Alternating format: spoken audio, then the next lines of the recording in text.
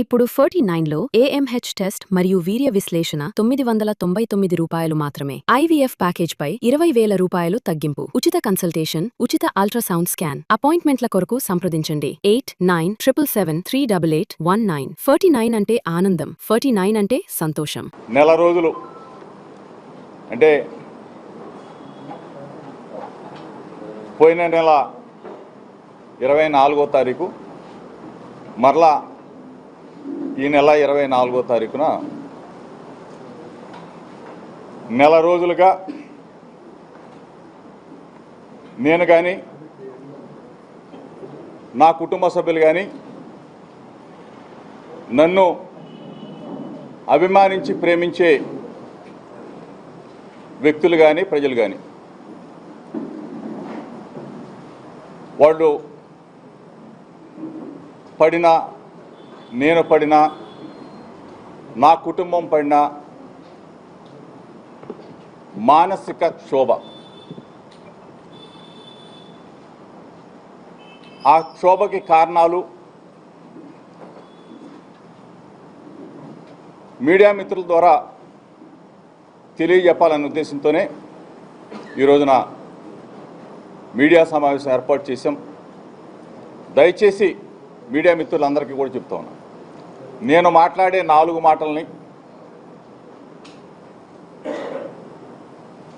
ప్రజలకు తెలియజేసే విధంగా మీడియా మిత్రులు ప్రయత్నించాలని చెప్పేసి అభ్యర్థిస్తూ, మానవ సమాజంలో మనందరం కూడా బాధ్యత గల వ్యక్తులు. 2 తెలుగు రాష్ట్రాల ప్రజలు అవ్వచ్చు, ప్రపంచంలో ఉన్న తెలుగు ప్రజలందరూ కూడా చెప్తాను, తల్లిదండ్రులుగా మన బాధ్యత పిల్లల్ని బాగా చూసుకోవటం, పెంచటం, చదివించటం, ఆ తర్వాత వారికి చక్కగా ఘనంగా పెళ్లి చేయటం అనేది మన సాంప్రదాయం. ఈ సాంప్రదాయంలో భాగంగానే ఒక బాధ్యత గల కుటుంబానికి సంబంధించి బాధ్యత గల వ్యక్తిగా తల్లిదండ్రులుగా ఘనంగా వివాహం జరిపించడం జరిగింది. ఆ క్రమంలో మన బాధ్యత, తల్లిదండ్రులుగా బాధ్యత, కుమారుడికి పెళ్లి చేస్తే చక్కగా ఉంటాడు, అందరం బాగుంటాం అని అందరూ కూడా, అన్ని కుటుంబాలు కూడా భావించేది. ఈ క్రమంలో నా కుమారుడైన రాజీవ్ మేఘన్కి పెళ్లి చేయటం, ఘనంగా జరిపించడం, దానికి అందరిని కూడా ఆహ్వానించడం కూడా జరిగింది. ఈ క్రమంలో వాళ్ళిద్దరి మధ్య వ్యక్తిగత విభేదాలు అవ్వచ్చు, పొరపక్షాలు అవ్వచ్చు, లేకపోతే చిన్న చిన్న భేదాభిప్రాయాలు అవ్వచ్చు. ఇది దురదృష్టకరమైన సంఘటన. ఏ తల్లిదండ్రులైనా ఏం కోరుకుంటారు? ఈ రోజు వరకైనా సరే, ఎప్పటి వరకైనా సరే కలిసి ఉండాలనే కోరుకుంటారు తప్ప ఎక్కడా కూడా చిన్న పొరపాటు కూడా తల్లిదండ్రులు చేయరని నేనైతే నమ్ముతాను. అదేవిధంగా మేము భావించాం. వాళ్ళ మధ్య సఖ్యత కుదర్చడానికే అందరం కూడా ప్రయత్నం చేస్తాం. మేము కూడా అదేవిధంగా చేసాం. ఈ క్రమంలో వారి మనస్పర్ధలు, వారి మధ్య పొరపక్షాలు పెరగటం, తద్వారా రాజీవ్ 8/2/2026న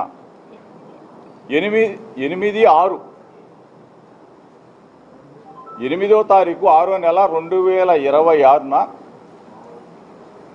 డైవర్షన్ పిటిషన్ అంటే విడాకుల కోసం ఆయన 8/6వ నెల, దయచేసి మీడియా మిత్రులు దీన్ని గమనించమని చెప్పేసి రాష్ట్ర ప్రజలకి అందరూ కూడా తెలియజెప్పమని చెప్పేసి మాత్రం కోరుతాం. 8వ నెల 6వ నెల 8వ తారీఖున డైవర్షన్ పిటిషన్ రాజీవ్ ఫైల్ చేయడం జరిగింది. దీనికి సంబంధించి ఇది ఈ దరిమిల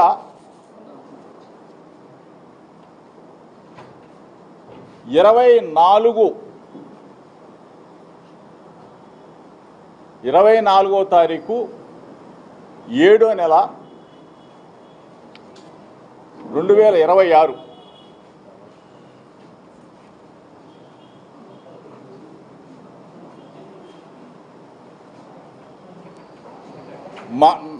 మా కుటుంబం మీద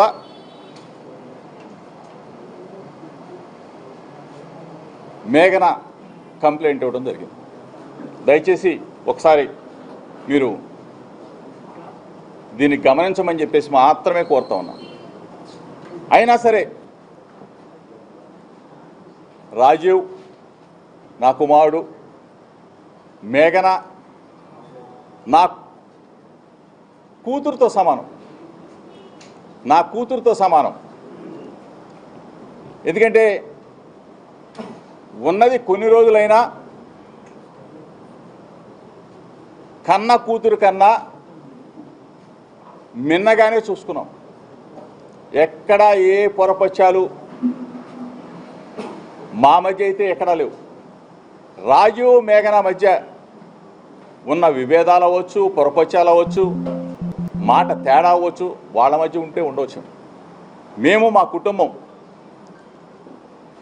చక్కగా గౌరవించడం, చక్కగా సొంత కూతురులాగా నేను కానీ నా భార్య చూసుకున్నాం.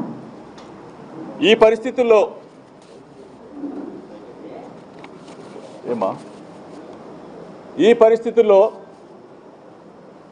వాళ్ళ మధ్యన విభేదాలకి ఆ తర్వాత రాజీవ్ డైవర్షన్ పిటిషన్ ఇవ్వటం, ఆ తర్వాత మా మీద కంప్లైంట్ ఇవ్వటం కూడా జరిగింది. అంటే యావత్ కుటుంబం మొత్తం కూడా 11 మంది మీద ఎఫ్ఐఆర్ నమోదు చేయడం కూడా జరిగింది. దీనికి సంబంధించి పచ్చని కుటుంబం, మంచి కుటుంబం, ఒక పొరపచ్చం. ఈ క్రమంలో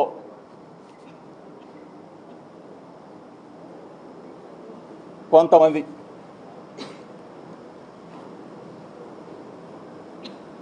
ఆ కంప్లైంట్ దరిమిల ఈరోజు నెల రోజులు అవుతా ఉంది. యాంటిసిపేట్ బెయిల్ తీసుకున్నాం.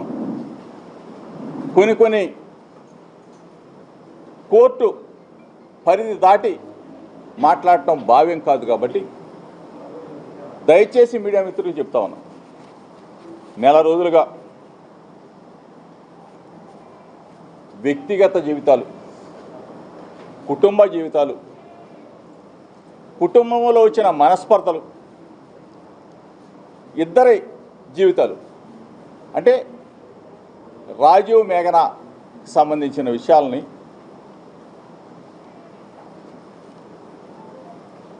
ఎంత అడ్డగోలుగా, మనసుని క్షోభ కలిగించే విధంగా, మానసికంగా చంపేసే విధంగా కొన్ని, అందరినీ అంటలా, దయచేసి కొన్ని మీడియా ఛానల్స్, కొన్ని పనిగట్టుకొని యూట్యూబ్ ఛానల్స్ నెల రోజుల పాటు మా కుటుంబం మీద వ్యాపారం చేసుకున్న కొంతమందిని అడుగుతా ఉన్నా, ఇది మీకు భావ్యమా అని అడుగుతా ఉన్నా. మీకు పిల్లలు లేరా అని అడుగుతా ఉన్నా. మీరు పెళ్ళిళ్ళు చేయలేదా అని అడుగుతా ఉన్నా. మా మీద కేసు పెట్టిన మేఘనమ్మకు కూడా తెలుసు, ఆమె మనస్సాక్షికి కూడా తెలుసు. తండ్రిలాగా ఏ విధంగా చూసుకున్నానో, తల్లిలాగా నా భార్య ఏ విధంగా లాలనగా చూసుకుందో, నా కూతురికి గోరు ముద్దలు పెట్టినట్టు ఏ విధంగా గోరు ముద్దలు తినిపించిందో ఆమె మనస్సాక్షి కూడా తెలుసు. అయినా సరే ఎఫ్ఐఆర్కి సంబంధించిన మీరందరూ కూడా చూసుంటారు. అసలు ఆ ఎఫ్ఐఆర్కి సంబంధించిన కంటెంట్ను ఒకసారి మీరు కూడా చూస్తే మత మార్పిడి అంటే ఎంత ఘోరమైన. నా భార్య బైబిల్ చదివితే తప్ప అని అడుగుతాం. యేసుక్రీస్తు బోధనలు వింటే తప్ప అని అడుగుతా ఉన్నాం. మేము తిరుమల వెంకన్న దగ్గరికి వెళ్తాం, శ్రీశైలం మల్లన్న దగ్గరికి వెళ్తాం, అమ్మ కనకదుర్గమ్మ దగ్గరికి వెళ్తాం, కాశీ విశ్వనాథుని దగ్గరికి వెళ్తాం, యోగా హోమాలు చేస్తాం. అన్నిట్లో నా భార్య పాల్గొంటుంది. అంటే ఎక్కడైనా ఫలానది చెయ్యకూడదని చెప్పేసి మన రాజ్యాంగంలో ఉందా అని చెప్పి అడుగుతా ఉన్నా. అంటే నేను ఎవరిని కించపరిచి అంటే ఒక మాట ఆ పాప చెప్తే దానిని చిలవలు పలవలుగా ఫేక్ వీడియోలు, ఫేక్ ఆడియోలు ఏఐ ద్వారా సృష్టించి ఈ విధంగా చేయటం మీకు న్యాయమా అని అడుగుతా ఉన్నా. మానసిక క్షోభ గురి చేసి వ్యాపారం చేసి ఆ వ్యాపారంతో అన్నం తినటం మీకు ధర్మమా అని అడుగుతా ఉన్నా. దయచేసి అసలైన వాళ్ళని అడుగుతా ఉన్నా. ఐటీడీపీ ఇన్ఫర్మేషన్ టీడీపీ ఏమయ్యా ఇన్ఫర్మేషన్? ఐటీడీపీ అంటే తెలుగుదేశం పార్టీకి సంబంధించిన వెబ్సైట్. దానికి సంబంధించిన జాతీయ అధ్యక్షుడు చంద్రబాబు నాయుడు గారిని అడుగుతా ఉన్నా. దానికి సంబంధించిన వర్కింగ్ ప్రెసిడెంట్ నారా లోకేష్ని అడుగుతా ఉన్నా. ఏమయ్యా మీకు న్యాయమేనా? మీకు ధర్మమేనా? అసెంబ్లీలో అన్నారో లేదో తెలియదు కానీ కింద పడి ఏడ్చి గిలగలా కొట్టుకొని ముసలి కన్నీరు కార్చి ఆ రోజున మీకు అనిపించలేదా? ఆ రోజున నా భార్య కూడా బాధపడిందే. అసెంబ్లీలో అన్నారని చెప్పేసి నన్ను కూడా నిలదీసిందే. ఇంత ఘోరంగానా? ఐటీడీపీ మీ చెప్పు చేతల్లో ఉన్న ఐటీడీపీ చంద్రబాబు నాయుడు గారు, లోకేష్ సమాధానం చెప్పాలా? నెల రోజులు వ్యాపారం చేసేసారే, నెల రోజుల పాటు ఏఐ వీడియోలు సృష్టించారే, నెల రోజుల పాటు మా కుటుంబాన్ని మానసికంగా క్షోభకు గురి చేశారే. ఇది న్యాయమా? ఇది అంటే మీ కుటుంబాలేమో కుటుంబాలా? మా కుటుంబాలు కావా చంద్రబాబు నాయుడు గారు? నిన్నంటేనేమో అన్నారో లేదో తెలియదు గిలగలా కొట్టుకొని ఏడ్చి బయటకు వచ్చావే. మేము దయచేసి అడుగుతా ఉన్నా, ఐటీడీపీ ద్వారా వ్యాపారం చేశారే, ఐటీడీపీ ద్వారా తెలుగుదేశం పార్టీ ద్వారా కొన్ని ఛానల్స్ని హైయర్ చేసుకున్నావే. హైయర్ చేసుకొని నెల రోజుల పాటు పీఆర్పీ రేట్లు పెంచుకొని నా కుటుంబం మీద వ్యక్తిగతంగా వ్యాపారం చేసి అన్నం తింటున్న దుర్మార్గులను అడుగుతా ఉన్నా. రాజకీయంగా ఎదుర్కో, రాజకీయంగా రా. 2 సంవత్సరాల 3 నెలల పాటు నువ్వు అధికారంలోకి వస్తే, మొట్టమొదటి నువ్వు అధికారంలోకి వచ్చిన తర్వాత 2 నెలలకే నా కుమారుడు రాజీవ్ని అరెస్టు చేయించావే, జైల్లో పెట్టించావే. అయినా దడవలా. చంద్రబాబు నాయుడు ఇంటి దగ్గర ధర్నా చేశానని చెప్పేసి సుప్రీంకోర్టు దాకా వెళ్ళి జోగి రమేష్ని అరెస్టు చేయాలని చెప్పేసి తపన పడ్డావే. అయినా దడవలా. కల్తీ కేసు సృష్టించి 83 రోజుల పాటు నన్ను నా తమ్ముడు రాముని జైల్లో నిర్బంధించావే, 3 జైలు తిప్పావే. అయినా దడవలా. జైలు నుంచి బయటకు వచ్చా, మరలా ప్రజా సమస్యల మీద చంద్రబాబు నాయుడు ఇంటికి వస్తానని చెప్పా, దడవల. కానీ జోగి రమేష్ గొంతు నొక్కాలా. జోగి రమేష్ గొంతు నొక్కినా, పేక పిసికినా ఈ గొంతు ఆగదని చెప్పేసి చంద్రబాబు నాయుడికి, లోకేష్కి ఇద్దరికి చెప్తా ఉన్నా. దయచేసి చాలామంది మిత్రులు అనుకుంటారు, ఎందుకు జోగి రమేష్ చంద్రబాబు నాయుడిని, లోకేష్ని టార్గెట్ చేశాడు, వాళ్ళ కుటుంబ విషయం కదా అని చెప్పి అనుకుంటారు. దయచేసి 2 రాష్ట్రాల తెలుగు ప్రజలు, ప్రపంచంలో ఉన్న తెలుగు ప్రజలందరూ కూడా గమనించాల. ఇది ఒక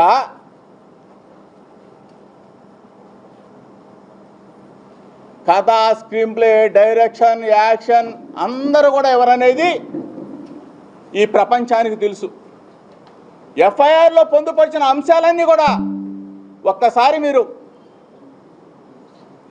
దయచేసి మీడియా మిత్రులు, రాష్ట్ర ప్రజలకి తెలియజెప్పండి. తెలుసు దాంట్లో ఉన్న విషయాల్ని. ఎక్కడికి వెళ్ళారు మీరు? ఏ విధంగా జరిగింది? ఈ కుట్రకోణం ఎక్కడి నుంచి వచ్చింది?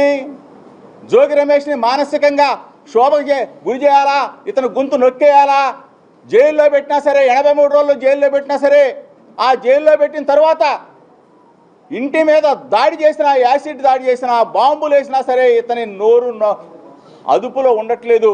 ప్రజా సమస్యల మీద పోరాటం చేస్తూ ఉన్నాడు, ప్రశ్నిస్తున్నాడని చెప్పేసి ఈ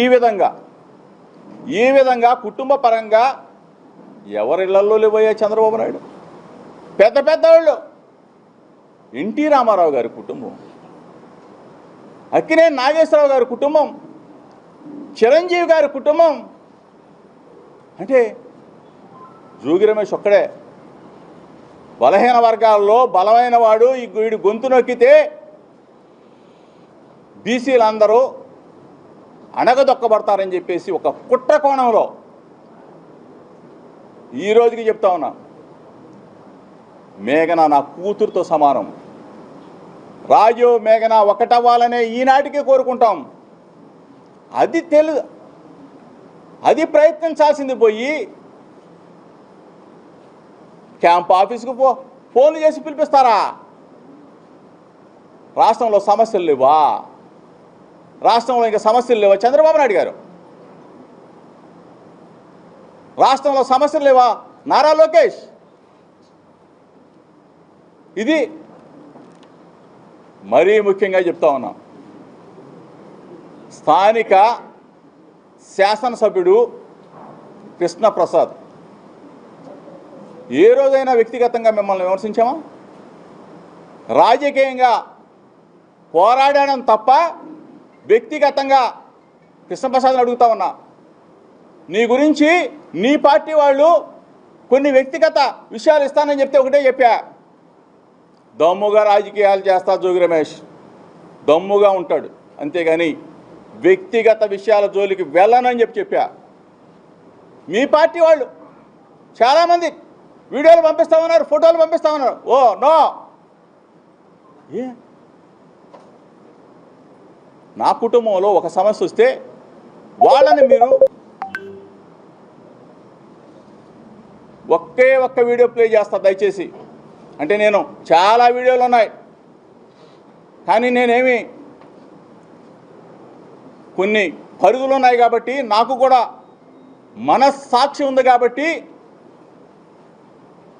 4 కాలాల పాటు ఆంధ్రప్రదేశ్ రాష్ట్రంలో రాజకీయాల్లో ఉండి ప్రజాసేవ చేయాలి కాబట్టి నా పార్టీకి సంబంధించిన మా నాయకుడి మీద బురదీశారు. మా లీడర్ జగన్మోహన్ రెడ్డి గారిని కూడా ట్రోల్ చేశారు.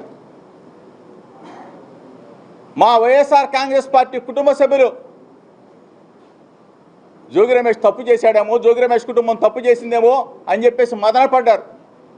ఒకటే చెప్తా ఉన్నా, జోగి రమేష్ ఎప్పటికీ తప్పు చేయడు, మీ విలువల్ని విశ్వాసాన్ని కాపాడుతాడు, ఎక్కడా కూడా పొరపాటు చేయడు.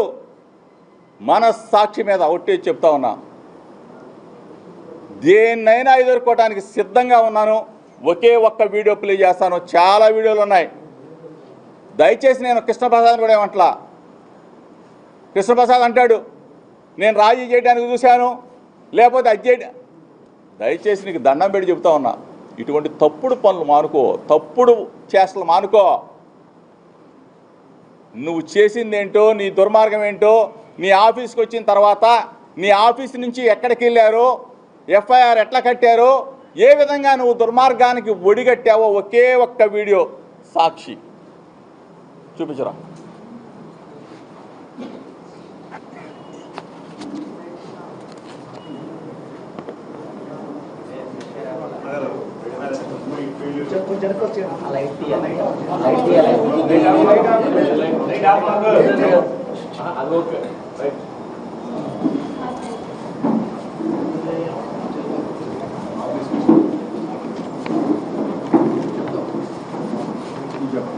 కృష్ణప్రసాద్ ఆఫీసు, కృష్ణప్రసాద్ కారు,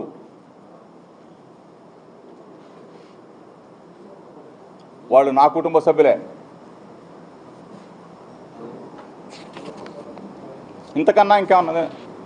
ఇంతకన్నా నిదర్శనం ఇంకేమన్నా కావాలా అని అడుగుతా ఉన్నా. మీడియా మిత్రుల ద్వారా దయచేసి మీకు చేతులెత్తి నమస్కారం చేస్తా ఉన్నా. ఈ కుట్ర కోణాన్ని ఇక్కడి నుంచి డైరెక్ట్గా వెళ్ళి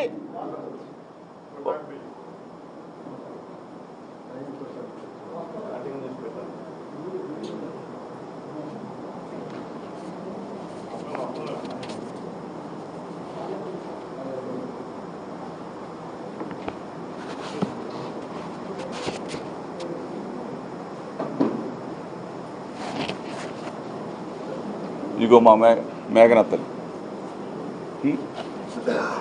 ఇటువంటి పరిస్థితుల్లో ఇంత దిగజారుడు రాజకీయం అవసరమా? ఇంత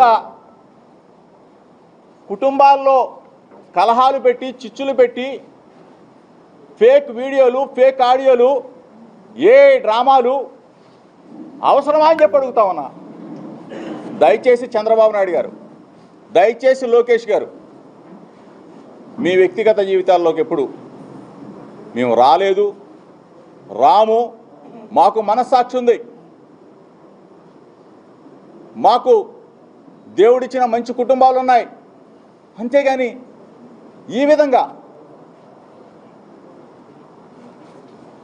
ఇంత దారుణంగా మీరు నెల రోజుల పాటు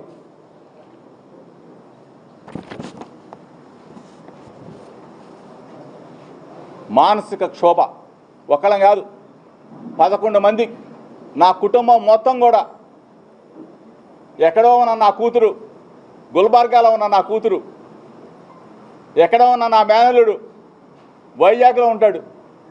అసలు ఏ విధంగా మీకు ఇప్పుడు 49లో AMH టెస్ట్ మరియు వీర్య విశ్లేషణ 999 రూపాయలు మాత్రమే. IVF ప్యాకేజ్ పై 20,000 రూపాయలు తగ్గింపు. ఉచిత కన్సల్టేషన్, ఉచిత అల్ట్రాసౌండ్ స్కాన్. అపాయింట్మెంట్ల కొరకు సంప్రదించండి 8977738819. 49 అంటే ఆనందం, 49 అంటే సంతోషం.